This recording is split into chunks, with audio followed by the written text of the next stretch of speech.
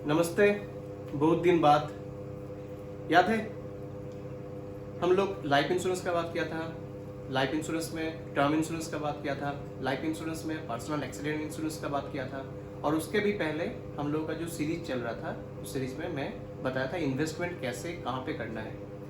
एक आम आदमी के हिस्से से अगर देखा जाए तो एक आम आदमी के लिए कौन कौन सा जगह पे इन्वेस्ट करना चाहिए। वैसे इन्वेस्टमेंट का तो बहुत सारे अलग अलग जगह है, पीएमएस है, एआईएफ है, वो कुछ और क्लास का लोगों के लिए। जैसे आम आदमी के लिए जो जो इन्वेस्टमेंट और जो जो इंश्योरेंस होना चाहिए वो मैं लास्ट कुछ दिनों से बताया था। सबसे पहला चीज़ तो ये है, आई एम एक्सट्रीमली सॉरी कि लास्ट एक महीने तक बहुत ही बिजी एंड टाइट शेड्यूल था, तो मैंने ये वीडियो नहीं कर पाया था। और मैं वादा किया था कि हेल्थ इंश्योरेंस को लेके मैं एक कंप्लीट सीरीज बनाऊंगा। तो उस कंप्लीट हेल्थ इंश्योरेंस का सीरीज का आज ये फर्स्ट डे है जिसमें मैं हेल्थ इंश्योरेंस के बारे में मैं बोलने का कोशिश करूंगा, जिससे आपको आसानी से समझ में आए। सबसे पहला चीज तो ये है कि हेल्थ इंश्योरेंस किसको बोलता है। बहुत सारे लोग इसको मेडिकल इंश्योरेंस बोलता है, बहुत सारे लोग मेडिक्लेम भी बोलते हैं, लेकिन ऐसा नहीं है। आईआरडीए के हिसाब से जिस इंश्योरेंस का हम लोग बात कर रहे हैं उसको हेल्थ इंश्योरेंस ही बोलता है। बहुत सारे लोग उसको मेडिकल इंश्योरेंस बोलता है, लेकिन हेल्थ इंश्योरेंस ही उसका एकमात्र परिचय है। अभी पॉइंट ये है, आपको हेल्थ इंश्योरेंस क्यों लेना चाहिए, हेल्थ इंश्योरेंस होता क्या है और क्यों लेना चाहिए। हेल्थ इंश्योरेंस ये है, जैसे आप लोग टर्म इंश्योरेंस में क्या किए, टर्म इंश्योरेंस लेना चाहिए फैमिली मेंबर्स के लिए।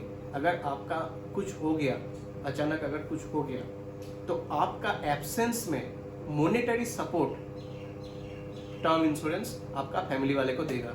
तो उनका जो ड्रीम है, उनका जो रास्ता है, उस रास्ता में आप चले गए तो उसके लिए जो मॉनेटरी लॉस हुआ, वो लॉस को कवर करने के लिए टर्म इंश्योरेंस में 50 लाख का, 70 लाख का, 1 करोड़ का टर्म इंश्योरेंस ले लिया। उस टर्म इंश्योरेंस से उन लोगों को, मेरे ऊपर डिपेंडेंट मेरा फैमिली मेंबर्स जो लोग हैं, उन लोगों को एक सपोर्ट मिला, फाइनेंशियल सपोर्ट। ये है term insurance.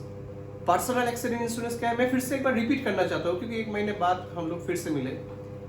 Personal accident insurance क्या है, आपका अगर मान लीजिए एक्सीडेंट हो गया, तो एक्सीडेंट हो गया तो आपका जो मेन टर्म इंश्योरेंस जो नहीं दे पाएगा वो आपका पर्सनल एक्सीडेंट इंश्योरेंस देगा।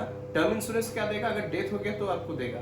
पर्सनल एक्सीडेंट इंश्योरेंस क्या है, डेथ नहीं हुआ, डेथ में तो देगा ही एक्सीडेंटल डेथ, लेकिन डेथ ना होके एक्सीडेंटली आपका कुछ डिसेबिलिटी हो गया, बॉडी पार्ट्स डैमेज हो गया, तो उस टाइम आपका पर्सनल एक्सीडेंट इंश्योरेंस आपका मॉनेटरी सपोर्ट देगा। आज मैं जिस चीज़ के लिए ये वीडियो बना रहा हूँ वो है हेल्थ इंश्योरेंस। अभी तक जितना सारे मैं 6-7 वीडियो बनाया उसमें सबसे टेक्निकल चीज़ ये हेल्थ इंश्योरेंस है। इसको आप लोग अगर अच्छा से नहीं समझोगे तो हर सेकंड में you will be a loser. आप हेल्थ इंश्योरेंस ले भी लिए, लेकिन गलत किसी एक स्कीम ले लिए, गलत किसी एक इंश्योरेंस ले लिए, या गलत किसी एक छोटी मोटी कोई इंश्योरेंस कंपनी से ले लिए, तो आपको मतलब क्लेम ना मिलने का चांस सबसे ज़्यादा है, या बहुत कम क्लेम का पैसा मिलने का चांस सबसे ज़्यादा है। तो हेल्थ इंश्योरेंस का पर्पस क्या है, फीचर क्या है। अभी मान लीजिए मेरा कुछ बीमारी हुआ, मेरा कुछ सर्जरी हुआ या कुछ भी हुआ, उसके लिए मैं जो हॉस्पिटल जाता हूँ, तो उस हॉस्पिटलाइजेशन कवर को मीट करने के लिए जो इंश्योरेंस लिया जाता है उसको हेल्थ इंश्योरेंस बोलता है। अभी उस हॉस्पिटलाइजेशन कवर को मीट करने के लिए हमको और भी बहुत सारे चीज़ में खर्चा पड़ता है, जैसे डॉक्टर कंसल्टेशन चार्ज। मेरा आज कुछ हुआ, ऐसा नहीं है आज ही मैं हॉस्पिटल में चला जाऊंगा, उसके लिए मुझे पहले डॉक्टर के साथ कंसल्ट करना पड़ेगा। डॉक्टर कुछ टेस्ट देंगे, वो टेस्ट को करने के बाद फिर से डॉक्टर के साथ कंसल्टेशन करना पड़ेगा। उसके बाद डॉक्टर को अगर लगता है जहाँ ये सर्जरी चाहिए है या इसको हॉस्पिटलाइज्ड करना है तो ही हम हॉस्पिटलाइज्ड होते हैं, या तो फिर मान लीजिए बहुत इमरजेंसी हो गया तो तुरंत मुझे हॉस्पिटलाइज्ड होना है, तो उस केस में हॉस्पिटलाइजेशन का जरूरी है। तो जितना हॉस्पिटलाइजेशन रिलेटेड केस है, ये डेथ या ना डेथ के साथ कोई रिलेशन नहीं है। जितना हॉस्पिटलाइजेशन रिलेटेड केस है, उस सब हॉस्पिटलाइजेशन रिलेटेड केस में जितना खर्चा होता है वो हेल्थ इंश्योरेंस से कवर होता है। मेरा मान लीजिए फॉर एग्जांपल मेरा ब्लड प्रेशर हाई हो गया, या फॉर एग्जांपल मेरा हार्ट अटैक हो गया, तुरंत मुझे हॉस्पिटलाइज करना पड़ा, 2 दिन 3 दिन वहाँ पे ट्रीटमेंट हुआ। ट्रीटमेंट के बाद मैं घर आ गया, स्वाभाविक होके एकदम पूरा वेल एंड गुड होके मैं घर आ गया। तो वो 3 दिन का जो हॉस्पिटलाइजेशन का जितना सारे पैसा है वो हेल्थ इंश्योरेंस देता है। तो ये हो गया हेल्थ इंश्योरेंस। हेल्थ इंश्योरेंस आपको क्यों चाहिए? क्योंकि मेडिकल कॉस्ट लेकिन हर साल बढ़ रहा है। आज से 10 साल पहले जो मेडिकल कॉस्ट था, टेक्नोलॉजी इम्प्रूव हो रहा है और भी बहुत अच्छा प्राइवेट प्लेयर आ रहा है हमारा इंडिया का हेल्थ इंडस्ट्री में। तो जितना ये मॉडर्न हो रहा है, जितना इंस्ट्रूमेंट मॉडर्न हो रहा है, उतना हेल्थ का मीन हॉस्पिटलाइजेशन का कॉस्ट लेकिन बढ़ रहा है। तो आज के दिन में विदाउट हेल्थ इंश्योरेंस आप मेरे हिसाब से mean mentally you will not be in peace. Mentally you will not be in a peace अगर आपके पास अगर हेल्थ इंश्योरेंस नहीं है। क्योंकि आज अगर मान लीजिए मेरा कुछ हो गया तो हेल्थ इंश्योरेंस ही मेरा है, जो मुझे तुरंत पैसा निकालना नहीं पड़ेगा जेब से। अगर मेरे पास हेल्थ इंश्योरेंस नहीं है, मान लीजिए हॉस्पिटल में 5 लाख का बिल हुआ, 7 लाख का बिल हुआ, 10 लाख का बिल हुआ, मुझे लेकिन वो पैसा जुगाड़ करना पड़ेगा। आज तक अभी तक मैं जितना वीडियो बनाया उसमें मैं इन्वेस्टमेंट का बात किया, डेथ होगा या एक्सीडेंट होगा तो इंश्योरेंस का बात किया। लेकिन ये जो हेल्थ इंश्योरेंस है, वो हेल्थ इंश्योरेंस आपका कुछ भी हो वो मैंडेटरी है। एक आदमी का पर्सनल फाइनेंस, एक सुरक्षित पर्सनल फाइनेंस, एक balanced and proper planned personal finance के लिए हेल्थ इंश्योरेंस सबसे पहले सबसे आगे आता है। आप इन्वेस्टमेंट कर रहे हो, सबसे घटिया कोई एक फंड ले लिए या आप फिक्स डिपॉजिट ही कर लिए। मान लीजिए आपका सैलरी पर मंथ 50,000 रुपया है या 60,000 रुपया है या 70,000 रुपया है, उसमें आप पूरा का पूरा 60,000 70,000 रुपया ही आप मान लीजिए फिक्स डिपॉजिट कर रहे हो। 1 साल बाद या 2 साल बाद आपका मान लीजिए 10 लाख रुपया आया, आपका कंटिन्यूअसली कमाई, उसके बाद सेविंग्स, उसके बाद आप 2 साल 3 साल के बाद मान लीजिए आप 10 लाख रुपया जमा किए। मान लीजिए अचानक हॉस्पिटलाइज्ड होने का जरूरत पड़ा, हो सकता है पूरा का पूरा 10 लाख रुपया आपका निकल गया। तो इन्वेस्ट करके सेविंग्स करके होगा क्या? अगर वो ड्रेन होते रहे, कंटिन्यूअसली अगर ड्रेन होते रहे, तो ये इन्वेस्टमेंट का मतलब क्या है, ये सेविंग्स का मतलब क्या है? हम लोग फाइनेंशियल प्लानिंग करते हैं, हम लोग पर्सनल फाइनेंस के हिसाब से चलते हैं हमारा फाइनेंशियल लाइफ में। इसका मतलब क्या है? अगर हर 2-3 साल 4 साल 5 साल या 10 साल में अगर मुझे एक अच्छा खासा हॉस्पिटलाइजेशन का कॉस्ट बियर करने पड़े, तो क्या है?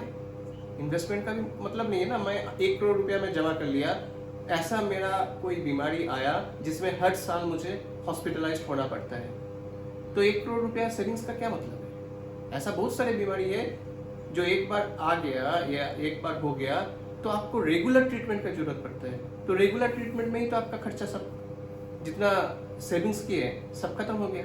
तो सेविंग्स का मतलब क्या है, वो कमाई का मतलब क्या है? अगर मुझे हॉस्पिटलाइजेशन कॉस्ट में अगर वो निकल रहा है, तो इसीलिए है हेल्थ इंश्योरेंस। हेल्थ इंश्योरेंस सभी लोग, हेल्थ इंश्योरेंस में अवेयरनेस बहुत ज़्यादा है इंडिया में, लेकिन तो भी लोग हेल्थ इंश्योरेंस नहीं लेते हैं। मैं बहुत ही मतलब सिली लॉजिक में बहुत सारे लोगों से सुना, जैसे कोई एक बोलता है 5 लाख रुपया का हेल्थ इंश्योरेंस लूंगा, मेरा पॉकेट में हमेशा 5 लाख रुपया रहता है। ऐसा नहीं है। 5 लाख रुपया का मान लीजिए आप हेल्थ इंश्योरेंस ले रहे हो, या 10 लाख रुपया का हेल्थ इंश्योरेंस, 5 लाख का ही मैं मान लेता हूँ, 5 लाख रुपया का जो हेल्थ इंश्योरेंस ले रहे हो आप आज के दिन में, वो आज से 5 साल 10 साल बाद 10 लाख 15 लाख 20 लाख हो जाएगा, कंटिन्यूअसली बोनस ऐड होते होते। सबसे पहला चीज ये है। दूसरा, मान लीजिए आज आप 5 लाख रुपया का हेल्थ इंश्योरेंस ले रहे हो और एट द सेम टाइम आपका कोई दोस्त बोल रहा है मेरे जेब में हमेशा 5 लाख रुपया रहता है। मान लीजिए ऐसा कोई बीमारी आया जो, मान लीजिए 2 डिफरेंट पर्सन, एक आदमी बोल रहा है 5 लाख रुपया जेब में मैं हमेशा लेके घूमता हूँ, और एक आदमी बोल रहा है मेरे पास हेल्थ इंश्योरेंस है। मान लीजिए ऐसा एक बीमारी आया, दोनों को सेम बीमारी आया, जिसमें हर साल हॉस्पिटलाइजेशन की जरूरत है या हर 2-3 साल में हॉस्पिटलाइजेशन की जरूरत है, उस केस में जिसके पास हेल्थ इंश्योरेंस है वो तो कॉलर उठा के हॉस्पिटल में चला जाएगा, जहाँ बीमारी आया उसमें तो कुछ कर नहीं सकता हूँ, लेकिन मेरे पास हेल्थ इंश्योरेंस है जिसमें मेरा मॉनेटरी लॉस ज़्यादा नहीं होगा। वो हेल्थ इंश्योरेंस कार्ड के थ्रू में मेडिकल जितना सारी ट्रीटमेंट है वो ले रहा है। अनदर पर्सन जो बोल रहे हैं मेरे जेब में हमेशा 5 लाख रुपया है, वो इस साल उस बीमारी के लिए 5 लाख खर्चा करेगा, फिर से नेक्स्ट ईयर उस सेम बीमारी या उस दूसरा बीमारी के लिए 5 लाख खर्चा करेगा, फिर से 2-3 साल बाद फिर से 5 लाख रुपए खर्चा करेगा। तो जिसका जेब में हमेशा 5 लाख रुपया रहता है वो देखिएगा हर साल 5 लाख रुपया करके खर्चा कर रहा है। एक टाइम ऐसा होगा उसको किसी से उधार लेना पड़ेगा कि भाई मैं हेल्थ इंश्योरेंस नहीं लिया, मुझे उधार चाहिए।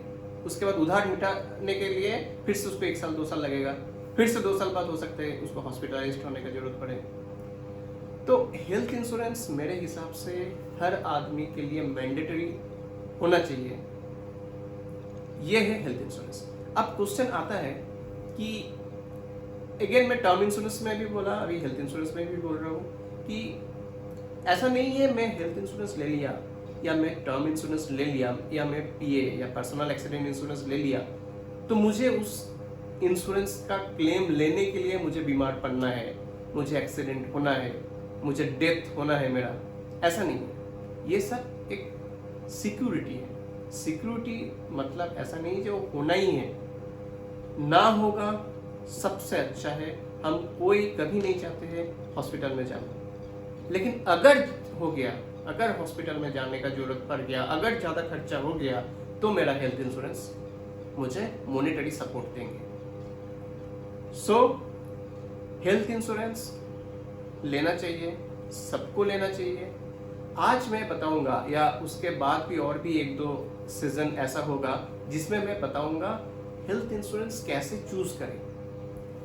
तो इसके लिए मैं कुछ डेटा मैंने एक्यूमुलेट किया हूँ, जिससे आज मैं आपको बताऊंगा आप जिस कंपनी का भी हेल्थ इंश्योरेंस ले रहे हो उसमें क्या क्या चीज़ आपको पहले देखना चाहिए। या तो आप लोग जो लोग ये वीडियो देख रहे हो ऑलरेडी अगर हेल्थ इंश्योरेंस ले लिए हैं तो आप ये सब चीज़ फिर से रिव्यू कीजिए। मैं आज जो बताने वाला हूँ ये सब चीज़ फिर से रिव्यू कीजिए और सोचिए ये सब चीज़ आपका एग्जिस्टिंग हेल्थ इंश्योरेंस में है या नहीं है।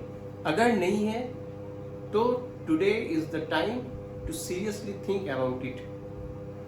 जिसके पास हेल्थ इंश्योरेंस नहीं है ये सब चीज़ सुनिए मेरे से और तुरंत आज से ही रिसर्च करना शुरू कर दीजिए कौन सा आपके लिए बेस्ट है।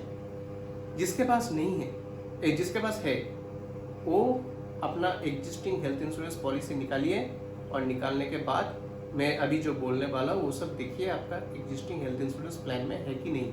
अगर नहीं है तो आप उसको चेंज कीजिए।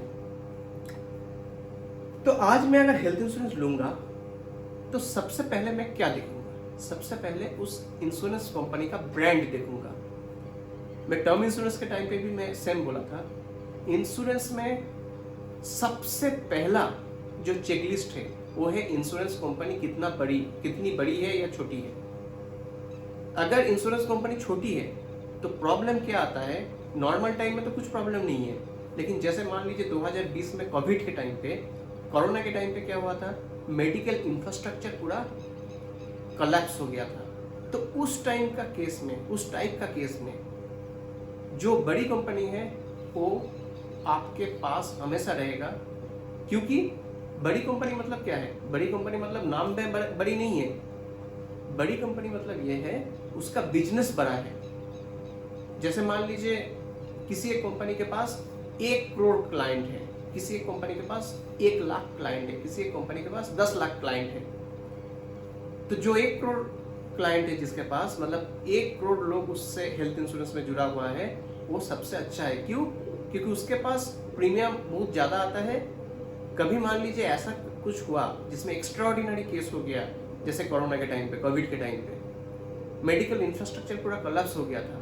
आप यकीन नहीं मानोगे, कोरोना के टाइम पे ऐसा भी इंश्योरेंस कंपनी कुछ है जो जब लोग क्लेम किया उसके 21 दिन के अंदर कुछ डॉक्यूमेंट ना लेके सिर्फ आपको फोटो मतलब स्कैन कॉपी करके आपको भेजना पड़ा था उसका क्लेम डिस्क में ऑनलाइन। उस ऑनलाइन में हो सकता है लोग फर्जी भी बहुत सारे लोग स्कैन करके भेज दिया था। उस टाइम ऐसा भी बहुत सारे इंश्योरेंस कंपनी है, हेल्थ इंश्योरेंस कंपनी, जो उसको स्क्रूटिनी भी नहीं किया। मैं मान लीजिए 4 लाख का बिल किया, 4 लाख का क्लेम किया, स्कैन करके मेरा जितना सारे डॉक्यूमेंट्स है हॉस्पिटल का रिम्बर्समेंट के लिए मैं भेज दिया था। उस टाइम ऐसा भी इंश्योरेंस कंपनी है जो 1 सेकंड के लिए भी बोला नहीं था कि ये भेजो, वो भेजो, ये भेजो। जब भी मैंने भेज दिया उसके 21 दिन बाद मेरा बैंक अकाउंट में रिम्बर्समेंट का पैसा आ गया। तो ऐसा भी इंश्योरेंस कंपनी है। एट द सेम टाइम छोटी मोटी ऐसा भी बहुत सारी इंश्योरेंस कंपनी है जो बोला कोरोना का क्लेम तो हम लोग कवर नहीं करते हैं। या तो मान लीजिए आप 5 लाख का बिल किए, उसमें 50,000 का क्लेम दिया, बोला ये मेरा क्लेम में नहीं है, ये मेरा बिल में नहीं है, ये मेरा इंश्योरेंस में इंक्लूड नहीं है, ऐसा बहुत करके बहाना मारा। तो इसीलिए इंश्योरेंस का सबसे पहला चेकलिस्ट है बड़ी ब्रांड के साथ आपको जाना चाहिए। सेकंड, अभी बहुत सारे लोग बोलते हैं कि अच्छा ये इंश्योरेंस आपको 30 दिन प्री हॉस्पिटलाइजेशन देगा, हॉस्पिटल के पहले का 30 दिन देगा, हॉस्पिटल के बाद का 30 दिन देगा, ऐसा ऐसा बहुत सारी चीज़ आता है। तो कुछ कुछ कॉमन चीज़ है जो मैं आपको बता देता हूँ, वो हर इंश्योरेंस कंपनी में आजकल रहता है। ठीक है, यही चीज़ है जो मतलब मिसयूज़ करते हैं बहुत सारे लोग। बोलता है मैं आपको हॉस्पिटलाइजेशन आप जिस दिन से हॉस्पिटलाइज्ड हो गए उसके 30 दिन पहले से आपका जितना सारे खर्चा है मैं दूंगा, उसके बाद 30 दिन के बाद भी मैं जितना सारे खर्चा है दूंगा। कोई बोलता है 60 दिन, कोई बोलता है 180 दिन, कोई बोलता है 200 दिन, सब मोटा मोटी सेम है, सेम रेंज में आता है। तो कुछ कुछ चीज़ अभी मैं जो बोलने वाला हूँ वो कॉमन रहता है हर इंश्योरेंस कंपनी में। आपको एक बार नज़र ले लेना है कि हाँ ये सब है कि नहीं, लेकिन ये ज़्यादा मतलब प्रॉब्लम नहीं है, हर इंश्योरेंस कंपनी में होता है। तो पहले मैं कॉमन कुछ कुछ चीज़ बोल देता हूँ जो आपको देखना चाहिए एक बार, उसके बाद में आपको और भी हायर जो कुछ कुछ कंपनी को स्पेशल बनाता है, कुछ कुछ फीचर, कुछ कुछ प्लान को स्पेशल बनाता है, वो सब भी मैं बता दूंगा। जैसे प्री एंड पोस्ट हॉस्पिटलाइजेशन, जैसे मैं जो बोल रहा था, जब हॉस्पिटल मान लीजिए आज आप हॉस्पिटलाइज्ड हुए, तो हॉस्पिटलाइज्ड होने के पहले का 60 दिन जो आप टेस्ट किए, जो आप डॉक्टर को दिखाए, वो सब आपको कवर होता है, इसको बोलते हैं प्री। और हॉस्पिटल के बाद मान लीजिए आप आज डिस्चार्ज हुए, डिस्चार्ज होने के बाद 60 दिन, 90 दिन, 30 दिन, सब इंश्योरेंस कंपनी का अलग अलग दिन रहता है। तो मोटा मोटी सब एक सेम रेंज में आता है, उसको बोलते हैं पोस्ट हॉस्पिटलाइजेशन। मैं हॉस्पिटल से डिस्चार्ज हुआ, उसके बाद भी मेरा जितना डॉक्टर कंसल्टेशन है, लैब टेस्ट है, ये सब इंश्योरेंस कंपनी देती है, इसको बोलते हैं पोस्ट हॉस्पिटलाइजेशन। हॉस्पिटल के पहले का खर्चा प्री, हॉस्पिटल के बाद के खर्चा पोस्ट। तो अभी इन सब insurance company pre and post hospitalisation देता है। ये सब क्या है, आज के दिन में किसी को आप अगर बोलोगे भाई तुम ग्रेजुएट हो कि नहीं, बोलेगा हाँ ग्रेजुएट हूँ, तो ग्रेजुएट होना भी बहुत बड़ी बात नहीं है, लेकिन ग्रेजुएट ना होना एक नेगेटिव चीज़ है। तो इस टाइप का देखना चाहिए। अभी दूसरा, जैसे बहुत सारे कंपनी आयुष ट्रीटमेंट देती है। आयुष ट्रीटमेंट मतलब आयुर्वेदा, यूनानी, होम्योपैथी, ये सब अभी वो भी बहुत सारे हेल्थ इंश्योरेंस कंपनी सेम ही करता है।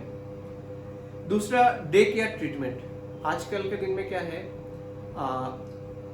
अच्छा हॉस्पिटलाइजेशन में आपको हेल्थ इंश्योरेंस में क्लेम करने के लिए मिनिमम 1 दिन हॉस्पिटलाइज होना पड़ेगा, तो हॉस्पिटल में मिनिमम 1 दिन रहना पड़ेगा, 1 दिन रह के ट्रीटमेंट लेना पड़ेगा, तो ही हॉस्पिटलाइजेशन कॉस्ट देगा। तो अभी क्या है, बहुत सारे सर्जरी या बहुत सारे ऑपरेशन या मान लीजिए बहुत सारे ट्रीटमेंट क्या हो गया, मेडिकल टेक्नोलॉजी इम्प्रूव होने के बाद पहले वो सब के लिए आपको हॉस्पिटलाइज होना पड़ता था पूरा 1 दिन, लेकिन अभी टेक्नोलॉजी इम्प्रूव होने के बाद वही सब बीमारी के लिए आपको हॉस्पिटलाइज होने का जरूरत 1 दिन नहीं पड़ता है, हो सकता है 2 घंटा या 3 घंटे या 4 घंटा में आपको छोड़ देता है। तो उस टाइप का केस में भी आपको जो मॉडर्न ट्रीटमेंट है उसको डे केयर ट्रीटमेंट बोलता है IRDA का लैंग्वेज में, हेल्थ इंश्योरेंस का लैंग्वेज में।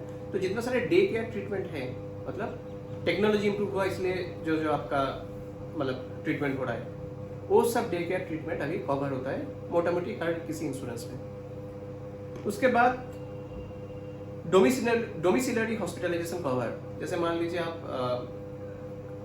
आपका नियरेस्ट हॉस्पिटल में बेड नहीं है या इस टाइप का कुछ केस में आप घर में ही, या तो फिर आप हॉस्पिटल जा नहीं पा रहे हो, तो उस केस में आप घर में ही रह के आप ट्रीटमेंट ले सकते हो, तो उसको बोलते हैं डोमिसिलरी हॉस्पिटलाइजेशन कवर या एक्सपेंसेस। तो वो भी अभी आजकल मोटा मोटी हर इंश्योरेंस कंपनी देती है। उसके बाद भी बहुत सारे ऐसा आपको मिलेगा जिसमें बहुत सारे फीचर्स है जो हर इंश्योरेंस कंपनी दे रही है आजकल। अभी ये 3-4 चीज कॉमन है।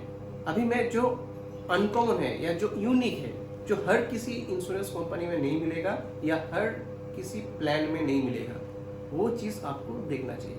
सबसे पहला चीज ये है कि आप मान लीजिए 5 लाख का हेल्थ इंश्योरेंस लिए हो।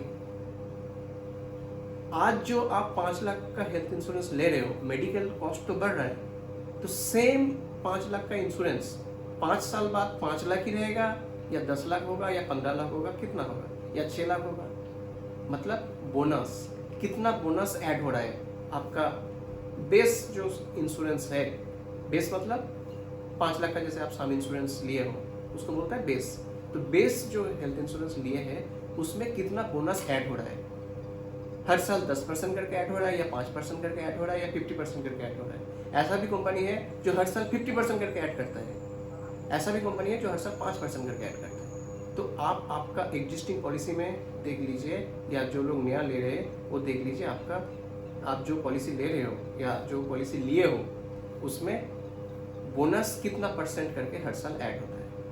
अभी नेक्स्ट इसी बोनस में कुछ इंश्योरेंस कंपनी बोलता है अगर आप क्लेम नहीं करेंगे, अगर आप क्लेम नहीं करेंगे तो ही मैं आपको बोनस दूंगा। अगर आप क्लेम कर लिए तो नेक्स्ट ईयर मैं आपका बेसिक सम इंश्योरेंस में बोनस का पैसा ऐड नहीं करूंगा। मतलब अगर 5 लाख ले लिए और इस साल अगर आप क्लेम कर लिए तो नेक्स्ट ईयर आपका मान लीजिए कोई 10% करके बोनस दे रहा है, तो नेक्स्ट ईयर आपका होना चाहिए 5.5 लाख रुपया, लेकिन इस साल क्लेम कर लिया है इसलिए नेक्स्ट ईयर 5.5 नहीं होगा, नेक्स्ट ईयर 5 का 5 ही रहेगा। या तो फिर बोनस ऐड होकर आपका इस साल नेक्स्ट ईयर मान लीजिए इस साल 5 लाख रुपया लिया, इस साल कोई क्लेम नहीं किया, नेक्स्ट ईयर 5.5 लाख हो गया बोनस ऐड होके। उसका नेक्स्ट ईयर मान लीजिए आप क्लेम लिए तो उसका नेक्स्ट ईयर लेकिन आपको वो बोनस का पैसा ऐड नहीं होगा। मतलब सिंपल चीज है, अगर आप क्लेम इस साल क्लेम करते हैं तो नेक्स्ट ईयर आपका बोनस का पैसा ऐड होगा। अगर इस साल आप क्लेम नहीं करते हैं, अगर इस साल क्लेम करते हैं तो नेक्स्ट ईयर बोनस का पैसा ऐड नहीं होगा। अगर इस साल क्लेम नहीं करते हैं तो ही आपका बोनस का पैसा ऐड होगा। ये है बोनस वाला सिस्टम। इस बोनस में तीसरा और एक यूनिक कैरेक्टर है, वो है कुछ कंपनी क्या करता है, जिस रेशियो में बोनस दिया है, नो क्लेम बोनस जिस रेशियो में दिया है, अगर आप क्लेम कर लिए तो उस रेशियो में वो बोनस भी आपका माइनस कर देगा। अच्छा से सुनिए, ये बहुत ही यूनिक फीचर है, कोई आपको बताता नहीं है, लेकिन ये आपको देख लेना चाहिए या पहले ही समझ लेना चाहिए, तो ही उसके बाद आगे बढ़िएगा। मान लीजिए आज मैं 5 लाख रुपए का इंश्योरेंस, मैं मान लीजिए 2022 में 5 लाख रुपए का इंश्योरेंस लिया, 2022 में मैं क्लेम नहीं लिया, तो 2023 में उसका मान लीजिए 10% ऐड हो गया, 5.5 लाख रुपया आज 2023 में रिन्यू होने के बाद मेरा 10% ऐड हो गया, मतलब 5.5 हो गया। अभी 2023 में मैं 1 लाख रुपया का क्लेम लिया, 1 लाख रुपया, सिर्फ 1 लाख। 2023 में मुझे 1 लाख रुपया का क्लेम लेने का जरूरत पड़ा, तो कितना रहा 2023 के लिए 4.5 लाख रुपया का मैं हॉस्पिटलाइजेशन कवर इस पूरा साल भर मुझे फिर से मिलेगा। ओके, वेल एंड गुड, मिलेगा। मान लीजिए मैं लिया या नहीं लिया, मैं 1 लाख का ही लिया। नेक्स्ट ईयर में जब रिन्यू करूंगा तो मेरा कितना होगा, बेसिक 5 लाख तो हमेशा रहेगा, हर साल रिन्यू के टाइम पे बेसिक 5 लाख तो रहेगा ही, उसके साथ साथ बोनस का बात कर रहा हूं मैं। तो इस साल में क्लेम ले लिया, सिर्फ 1 लाख का लिया, मेरा बेसिक सम इंश्योर्ड है 5 लाख, मैं लिया 1 लाख। नेक्स्ट ईयर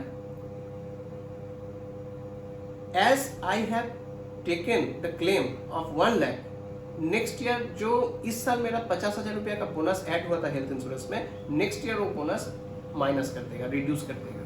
क्यों? क्योंकि इस साल मैं क्लेम लिया था। यस, समझ में आया कि नहीं?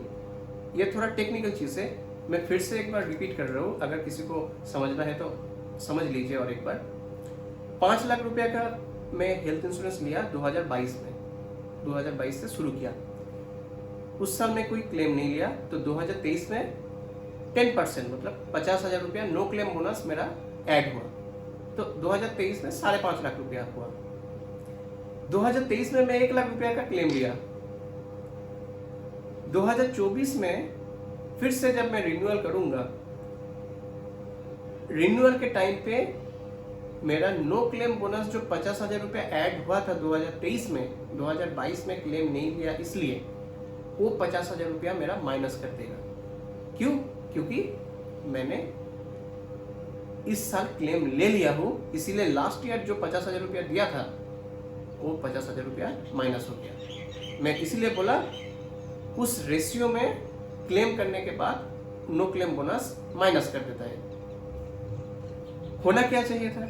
होना ये चाहिए था, अगर मैं इस साल 5.5 लाख रुपया लिया, 5.5 लाख रुपया का हेल्थ इंश्योरेंस है, 5 लाख प्लस 50,000 बोनस, अगर मैं पूरा 5.5 लाख रुपया का क्लेम लिया तो ही मेरा नेक्स्ट ईयर माइनस होना चाहिए था।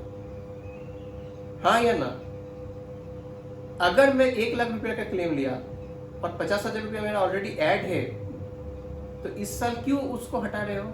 लेकिन ये भी है फीचर। बहुत सारे कंपनी क्या है, उसका पॉलिसी में ही लिखा रहता है, क्लेम के बाद चाहे आप पूरा का पूरा क्लेम ले रहे हो या थोड़ा सा अमाउंट का क्लेम ले रहे हो, क्लेम के बाद next year no claim bonus तो मिलेगा ही नहीं। जितना नो क्लेम बोनस आप एक्यूमुलेट किए हो उसका भी उस प्रो रेटा बेसिस में आपका रिड्यूस होते रहेगा। तो आपको ये भी चेक करना है कि आप जो नो क्लेम बोनस ऐड कर रहे हो, उस नो क्लेम बोनस अगर इस साल क्लेम कर लिया तो नेक्स्ट ईयर रिड्यूस हो जाएगा क्या? ये आपको चेक करना है, जरूर चेक करना है। क्लेम का ही देखिए, क्लेम खत्म नहीं हो रहा है, क्लेम का ही पॉइंट मैं बताया ना, पूरा टेक्निकल चीज है।